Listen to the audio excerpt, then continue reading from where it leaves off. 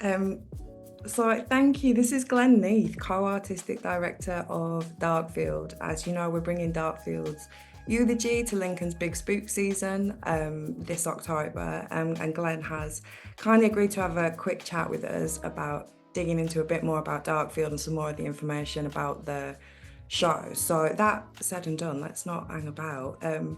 Glenn, you were telling me a little bit about where Darkfield started from and where the inspiration for the shows came from. Okay, yeah. So myself and David, who's the other artistic director of the company, we've been working together for probably 13 years, making shows in complete darkness using binaural sound. We sort of, when we started thinking about what we wanted to do, David had already been working with this binaural sound with a choreographer. We both made shows using headphones, and we both had this sort of interest in the position of the audience in relation to the material, to the show. We wanted to sort of put every audience member at the center of the story. So we sort of, the way we make our recordings and write our scripts, leave this audience-sized hole in the story that we invite the audience member to sort of put themselves into. And by using darkness, complete darkness, you're able to whisper in every audience member's ear at the same time. Because if you're playing this recording back in the dark, the sort of binaural head recording microphone that we use allows you to sort of record a space, and the binaural head stands in for the audience member. So everything that you create around that head, when you play it back, sounds like it's really happening. And so that felt like a really good way of working with the audience member at the center of the story.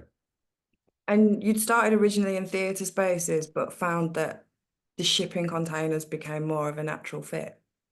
Yeah, we'd made two shows in for theatre venues which toured, but we learned quite quickly that if you record one of these shows in a big space and then you present it in a small space, a medium-sized space, you start to sort of notice that the environment that you're sitting in doesn't sound like the environment that you came into. And so we thought, how can we get more control of the environment? It's also very difficult to black out a space. It would take days sometimes to make all these big spaces dark. So we thought around it, and we decided to make a show in a shipping container. Initially, it was just an idea to make one show in a shipping container. We thought we wanted to make a very short, intense experience. We wanted to lean into this idea of, that people felt anxious being in this kind of darkness, and that wasn't necessarily our intention when we made these first two shows, but we decided with Seance, which was our first shipping container show, to really lean into that. And it was also, we're also interested in maybe being able to move this venue around and put it in different places so that people, who wouldn't normally go to the theatre might be interested. So, one of the first places we went to was Latitude Festival. I remember we had it outside the Manchester Royal Exchange at one point, and when the people were coming up and they didn't even know there was a theatre there, even though it was sitting outside. And so it felt like it might, we were able to do cheap tickets because it was a shorter show. So it was a way of sort of trying to get new audiences in. And so that move over to public space, did that affect kind of the way that you were writing or the show that you were trying to create, or has Darkfield always sort of worked around the idea of, is there a specific audience experience? What's the kind of ethos behind the work that you create? Well, it's this idea that we want the audience to be at the center. It really is one of the things. All of the sort of tools that we use, I think, are about trying to explore this idea that the audience. We're not asking the audience to play a role or be a particular character. We think there's something about that which puts something in between the audience member and the experience. We just want the audience member to be themselves in an environment, in a situation where they're immobile and they're mute because it's dark and they can't engage with the audio. But we want to sort of explore that line between, what can we do to make people feel as if they're involved, even though they can't be any more involved than feel involved. Yeah, without it becoming kind of audience participation in that sense. Like you say, it can put people off, can't it? Yeah, I mean, our latest show, Arcade, has got some audience participation, but only in that you're pressing buttons to answer questions and stuff. So there's a little bit, and Eulogy a little bit. We'll talk a little bit about that, I expect. But we sort of played a little bit with that, but it's always kind of exploring that, what's real, what isn't real, where am I in this, yeah. Yeah, it's that placement, isn't it? Moving away from that idea of the audience and the performance. It moves them into that without actually Yeah, yeah. like that character. And there was a lovely segue in there as well, because you mentioned Eulogy, which is the show that's coming to Lincoln this October. So can you tell me a little bit about the story of Eulogy and also the experience of Eulogy? Because so the story it takes place in a sort of this actually is the first of our shipping container shows which moves outside of the space that you're sitting in. So in Flight, for example, you're sitting on an aeroplane and everything that happens in the show happens in the space that you're sitting in. It happens on the aeroplane. Seance happens inside a sort of Victorian seance room. So, but with Eulogy, you enter into a sort of hotel basement. There's a lift facing you. There's two rows of roll cages, those big metal things that you see outside supermarkets with. So there's 14 either side of you. There's a lift facing you when you come in. You're given a hotel suite card with the name of your suite on it. You find the roll cage which matches the suite that you've been allocated, and then you sit in the roll cage, and then the lights go out. And then we play with this idea of traveling between the floors of the hotel. There's lots of different spaces that you're entering into, being pushed around by a chaperone in your roll cage. You're sort of hearing other audience members in their roll cages being pushed around by their chaperone in these environments. And it's a sort of story that's sort of heavy with dream tropes. So there's a lot of sort of, you're supposed to do something, you don't do it, you don't get it done, you keep getting reminded you're supposed to be doing something. And there's a sort of, I don't want to tell you what the story is, but yeah. That's the kind of feeling that you're putting people in. Because when we first started looking at the shows, I think that's something that everyone can relate to. It builds on the idea of an immersive experience from something that most likely people will have experienced at some point, right? What, being in a hotel but not sitting in a roll cage, I suppose. Yeah. Not some. I mean, I'm not going to judge anyone. Again, that's all of the decisions we make with all of these shows are we get a series of tools, if you like. So the darkness is one thing, the sound is another thing. Things that we're interested in terms of special effects, so we in Eulogy, we're thinking about how can we move through these spaces. We don't, because people don't, if they're sitting on a chair, they know they're not moving. So the roll cage came about through this idea of, well, it's possible. There's wheels on it. It's feasible and possible that you could be moving around, even though you don't believe you are. But you attach that to a sort of the idea of being in a dream, and it all sort of makes it a little bit more possible. It's unlikely, but it's possible. So those are the things we're always sort of thinking about. All our shows, we play a lot with the idea of what the other audience members are doing in the container with you. It might be something that's just like a cough. But if you hear somebody coughing, like you think is coughing in the space, it sort of grounds you back in the space that you're sitting in. Yeah, that makes sense. And I mean, the process of creating a show like that, you're thinking about creating something in the dark, essentially. You're not starting from a visual. So from your perspective, when you're writing and developing those kind of shows, what's the process that you? Well, often, as I said, it's not, we're not really interested in, we want to tell this story. That kind of comes out of, well, first and foremost, we've got a shipping container, what we're going to put inside it, what are we interested in being in there? So Flight, we just wanted to put an aeroplane inside there. We didn't know how a story to tell until we decided we were putting an aeroplane in there. So we sort of, the audience configuration, so you've got to get 30 people into this space. The space has to, you're not sitting in a row of seats looking at the space like in a traditional theatre. You're in the set. So how can we make a set, an audience configuration within that set? What is that going to be, first and foremost?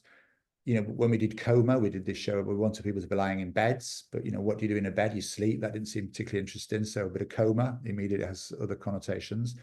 So we think about special effects, you know, with when we had the beds in Coma, we thought, oh, actually, this is a way of using smells, which are usually quite difficult to do in the theatre, because, you know, you pump a smell out over here, the person sitting next to it gets a really strong, somebody at the other end of the theatre doesn't smell it for 10 minutes, you know, because it's slow, you know. So that became something for Coma. We can use smells.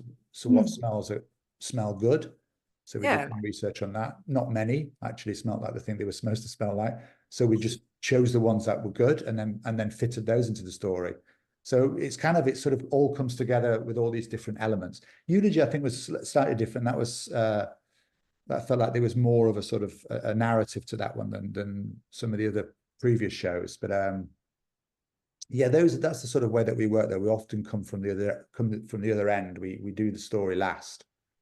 Right. And it all starts from this audience sort of shaped hole that you talked about. Well, that's always a consideration, but it's mainly about the configuration of the audience, where they're sitting, what's the set going to be, what special effects do we want to use, and often we may have a sort of something we're reading about, like quantum mechanics for flight, or with Coma we read a Borges story, which was about maps, about the only good map is one that's the same size as the thing it's a map of, which felt like quite an interesting idea. So that became the sort of story of collectively in this sort of this coma, trying to reimagine or remember the space that you're sitting in.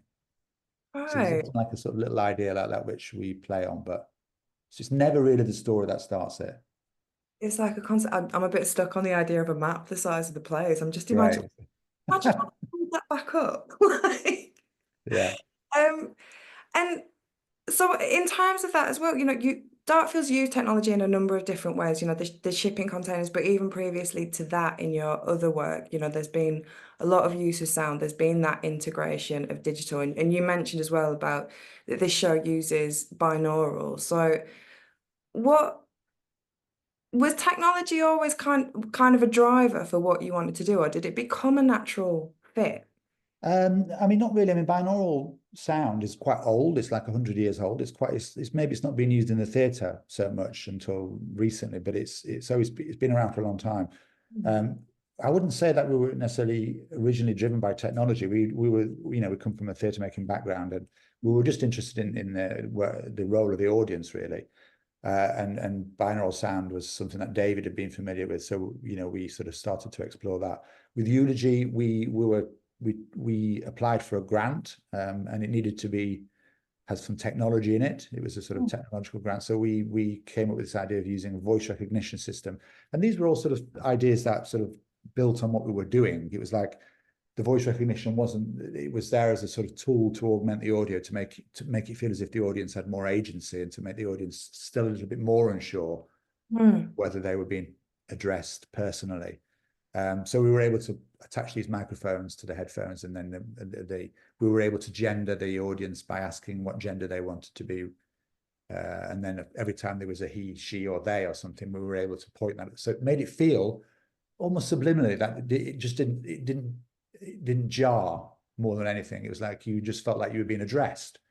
And then we also this wasn't to do with the voice recognition, but we were able to name them after the suite. So you'd hear your suite being called out, for example, and then you would, so that would make it feel very personal to you. There were questions that they were asked, which come back into the story later. So that was the beginnings of exploring technology a little bit more, where we were using technologists in this, you know, as part of the creative process, as opposed to just myself and David. Yeah. But I think when I hear you talk about it, it makes me think of that concept of space that you're talking about. And actually that kind of sound setup and then the speech recognition is just allowing you to kind of bring that space closer and closer to the audience member. Yeah, So yeah. it feels really seamless from that respect, not that it's trying to just follow that technological route. Was with Eulogy, did you kind of find the path, the digital integrations that you wanted to use straight away, or was there a period of testing? Did you try out other things that haven't so much worked? No, it was that's what we decided to do. And I think having made the very first shows that I told you about in the theatres, we did a show called Ring, and it was and you were addressed, but you're always addressed as they. So this it's a very tiny thing, but it's kind of interesting that if you addressed he or she or they, just being addressed he for myself didn't make it feel wrong. Whereas if I'm addressed as they, when that's not my preferred gender, then it sort of brings you out of the experience a little bit. So that's a very, very tiny thing, and yet I think that's probably the thing that maybe started us down this path of thinking about voice recognition. So because we knew that there were a few things we were able to do. All the questions that you're asked in the show are not complicated, obviously, because we have these little Raspberry Pi computers that are remembering information and then making sure that you get the right piece of audio later in the show. But it's yes or no answers. Yeah, I get what it's that thing of not being jarred, isn't it? Like it knows you a little bit more. And Yeah. how long was the development time for this show? It took well, they usually take just a few months, but I think this was a little bit longer because it was happening in COVID. So the show was being built during in between lockdowns and such like. So it took a little bit longer because of that. So probably a couple of a year maybe. But I think that was, as I said, it was stretched. It doesn't normally take that long. Although Arcade has taken 2 years, but yes. I mean, without the shipping containers and during COVID, we were knocking shows out every couple of months. Wow. It's a strange time, wasn't it? It's a strange time. So Arcade's taken 2 years, and Arcade's down at BFI at the moment, isn't it? Yes. So I think there's an opportunity in the next couple of weeks to do a double Darkfield if you wanted to do And that. there's also flights on in Swansea and seances on in Gloucester, so you could go around. You could do a tour. Nearly like them all, right? I think if anyone does do that, I hope they let us know. I mean, I could keep talking to you for ages. I've got loads of questions, but at the risk of not making this an hour and a half feature-length video, I'll say thank you there. And I think that the last thing that I'd just sort of ask is for people who haven't been to a Darkfield show or gone through a Darkfield experience and are thinking about going to see Eulogy next week, would you kind of have a message, or would you just leave an ambiguous, enigmatic silence for them going in? Well, we are quite enigmatic actually in the way that we market ourselves. I think we don't like to give too much away. But I think there was a quote in a review from Excellent Magazine, I think it was, that talked about as being a high art theme park ride, which we always quite like.